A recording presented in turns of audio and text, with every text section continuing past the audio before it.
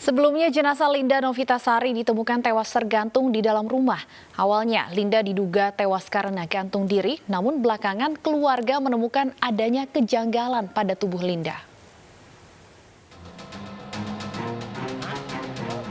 Sabtu 25 Juli lalu, jenazah Linda Novitasari ditemukan di rumah kekasihnya yang berada di perumahan Royal Jempong, Kecamatan Sekarbela, Kota Mataram. Saat itu kekasih Linda sedang tidak berada di rumah. Linda yang merupakan mahasiswi S2 di Universitas Mataram ini tewas dalam posisi tergantung di pintu. Awalnya Linda diduga tewas karena gantung diri. Keluarga pun telah memakamkan jenazah Linda di pemakaman umum Karangmedain, Kota Mataram. Namun belakangan keluarga menemukan sejumlah kejanggalan hingga akhirnya meminta polisi mengautopsi jenazah Linda. Pasalnya saat memandikan jenazah terdapat beberapa luka serta memar yang ada di tubuh Linda. Tim forensik dari Fakultas Kedokteran Universitas Mataram diterjunkan untuk melakukan autopsi terhadap jenazah calon magister ini. Tempat pemakaman umum Karangmedain, dokter forensik dari UNRAM, berikut juga 2 tenaga medis beserta 5 dokter koas sudah ada di lokasi untuk melakukan autopsi. Sementara kami dari penyidik belum bisa menjelaskan terkait hasil autopsi. Jadi kami pun juga menunggu dari dokter forensik kapan beliau bisa memberikan keterangan terkait hasil autopsi.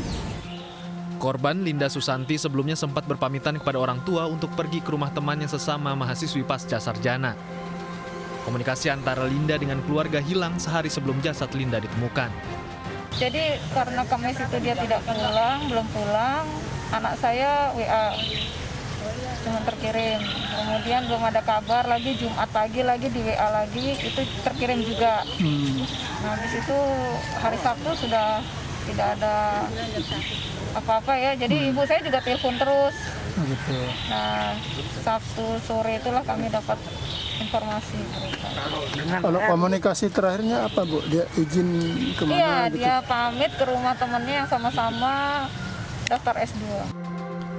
Kecurigaan keluarga muncul terhadap kekasih korban yang bernama Rio. Lantaran jenazah Linda ditemukan di rumah kekasihnya, sementara pemiliknya tidak ada di tempat. Rio beralibi saat itu sedang berada di Bali untuk mengantar adiknya. Namun alibi Rio terbantahkan karena adanya rekaman CCTV. Terkait kasus pembunuhan seorang mahasiswa di Mataram, Nusa Tenggara Barat yang dibunuh kekasihnya sendiri tersebut, kita akan berbincang langsung dengan Kombes Pol Artanto, Kabid Humas Polda NTB. Selamat sore, Kombes Pol Artanto. Selamat sore, Mbak. Baik, Pak Artanto, saya ingin konfirmasi kembali seperti apa kronologis ditemukannya korban yang tewas tergantung namun ternyata merupakan kasus pembunuhan oleh kekasihnya sendiri. Jadi kronologis kejadian yaitu pada hari Sabtu kita mendapat laporan dari masyarakat bahwa telah ditemukannya masyarakat tergantung di salah satu rumah yaitu di TKP. Berdasarkan laporan tersebut, pihak Polsek dan Polresta Mataram sudah menuju ke TKP untuk melakukan olah TKP. Baik, Pak Artanto, awalnya keluarga sempat menduga korban ini tewas gantung diri karena memang ditemukan tewas tergantung. Apa kemudian barang bukti yang ditemukan polisi sehingga akhirnya bisa menarik kesimpulan adanya dilakukan kasus pembunuhan oleh kekasihnya dari korban? Awalnya korban ini diperkirakan pada saat di TKP adalah gantung diri. Setelah kita melakukan pengolahan TKP, dan kita melakukan penyelidikan dan kita putuskan bahwa kasus ini bukan gantung diri. Kemudian dari tim Polresta Mataram dan hari ini reserse tim Pumanya bekerjasama dengan reserse dari Polda NTB menelusuri, menyelidiki kasus ini dan dapat terungkap sampai saat ini. Pak Artanto, apakah benar awalnya keluarga korban ini sebenarnya tidak menaruh kecurigaan sehingga tidak memikirkan untuk atau membutuhkan autopsi dari korban? Ya, pada awalnya demikian. Namun setelah kita melakukan olah TKP, kita menemukan suatu kecurigaan di TKP tersebut bahwa korban ini bukan tergantung karena menggantung diri, namun karena ada sesuatu yang menyebabkan yang bersangkutan ini korban ini digantung oleh seseorang. Demikian. Kejanggalan apa saja Pak Hartanto yang ditemukan di TKP? Pertama, dari alibi-alibi yang kita dapatkan antara diduga pelaku ini, bahwa alibi tersebut tidak sesuai dengan apa yang disampaikan kepada penyidik.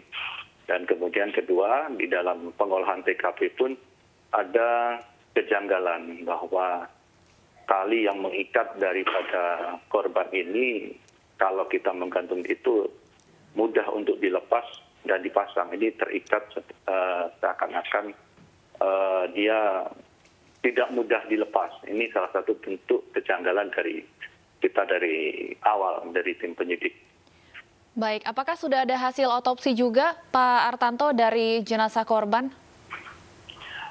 Hasil otopsi sementara secara teknis saya menyampaikan mudah saja, yaitu korban meninggal dunia karena akibat kehabisan oksigen. Ini akibat cekekan daripada yang diduga pelaku ini. Kemudian kedua, uterus daripada korban ini sedikit agak membesar dan diperkirakan itu yang bersangkutan mengalami kehamilan.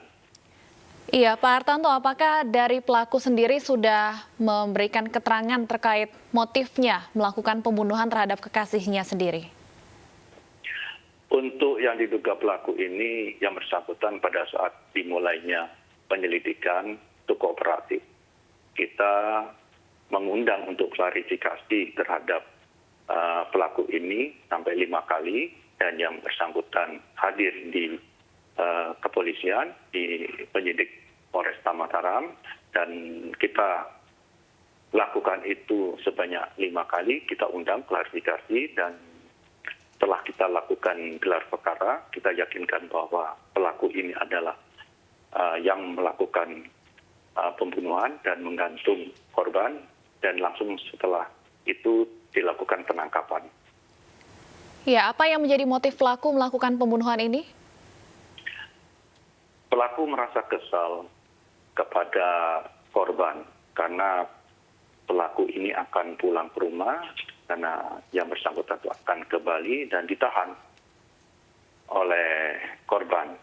Timbullah suatu percekcokan di mana korban ini mengancam pelaku juga menggunakan pisau dan juga menggunakan anak panah yang menimbulkan kekesalan yang memuncak daripada pelaku ini, sehingga pelaku kesal dan terjadi keributan, mencekek daripada korban, dan akhirnya korban lemas karena cekekan tersebut.